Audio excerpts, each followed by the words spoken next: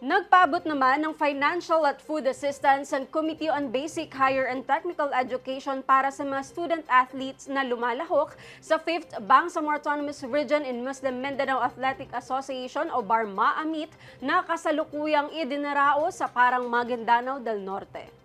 Kasabay ng pagbibigay suporta sa mga atleta, nagkaloob din ng financial assistance ang komite sa naulilang pamilya ni Feben Ansok, 11 anyos na manlalaro ng sepak takraw mula sa Lamitan City, Basilan na pumanaw dahil sa acute respiratory failure. Ayon kay CBHTE Vice Chair Susana Anayatin, ang mga hakbang na ito ay bahagi ng patuloy na tungkulin ng komite na tiyakin ang kapakanan ng mga atleta at ng mga pamilyang apektado ng mga aktibidad sa rehiyon. Samantala, sa isinagawang committee meeting ng CBHTE noong April 13, tinalakay ng mga mambabatas ang mga hakbang para sa pagpapatibay ng suporta sa mga programang pang-edukasyon at pangkabataan kabilang ang 15 panukalang batas at 3 resolusyon na inirekomenda sa mga kaukulang subcommittee para sa mas masusing pag-aaral. Nakatakda rin ang isang oversight hearing ng committee sa April 22 upang talakayin ang mga concerns ng mga retiradong guro at iba pang kaugnay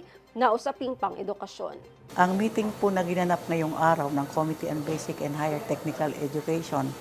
ay napapanahon sapagkat alam natin na malapit na ang election and we only have how many months to go to work on these pending bills and resolutions being referred to the committee. So napakahalaga po ng mga iyon para ma-improve natin ang kalagayan ng ating mga guro at ng ating mga learners sa BARM.